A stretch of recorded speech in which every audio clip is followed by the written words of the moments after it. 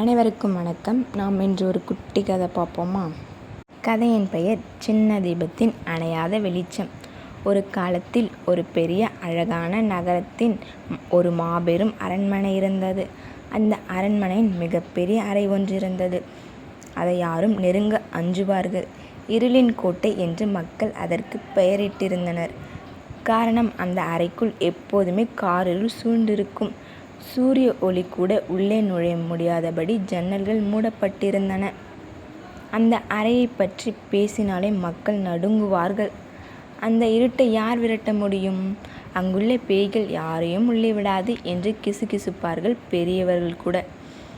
இந்த இருட்டை போக்க ஒரு பெரிய விளக்கு வேண்டும், ஒரு சூரியனை உள்ளே கொண்டு வர வேண்டும் என்று பெருமூச்சு விடுவார்கள். ஒரு நாள் அரண்மனைக்கு ஒரு புதிய வேலைக்காரன் வந்தான். அவன் கையில் ஒரு சிறிய மண் அகல் விளக்கு இருந்தது. என்ன இது?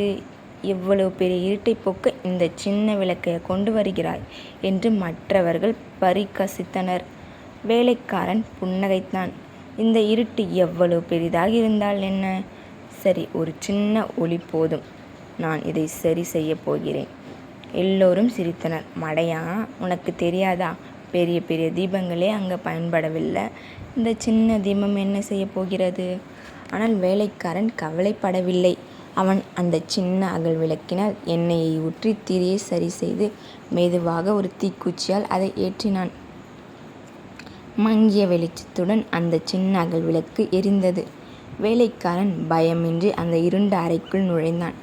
அவன் உள்ளே நுழைந்ததும் ஒரு அதிசயம் நடந்தது. அந்த சின்ன தீபம் அறையின் மையத்தை நோக்கி நகர நகர கண்ணிமைக்கும் நேரத்தில் இருளின் கோட்டையாக இருந்த அந்த அறைக்குள் இருந்த கரிய இருட்டு மெதுவாக பின்வாங்க தொடங்கியது. முதலில் தீபத்தை சுற்றியிருந்த ஒரு சிறிய வட்டம் தெளிவாக தெரிந்தது. அப்புறம் அது ஒரு பெரிய வட்டமானது. சுவர்களில் இருந்த நிழல்கள் ஓடி ஒளிந்தன. அறையின் மூலை முடுக்கில் ஒளி பாய்ந்தது. அந்த காரில் ஒரு பெரிய இராணுவம் பின்வாங்கியதைப் போல விரைவாக மறைந்து போனது. ஒரு நிமிடம் முன்பு வரை ஒரு அங்குலம் கூட ஒளி இல்லாத அந்த அறை இப்பொழுது அந்த சின்ன தீபத்தின் ஒளியால் முழுமையாக மூழ்கியது. அங்கு எந்த பேயும் இல்லை. வெறுமனே தூசி படிந்த தாள்களும் மறைக்கப்பட்ட அழகிய சுவர் ஓவியங்களும் தான் இருந்தன.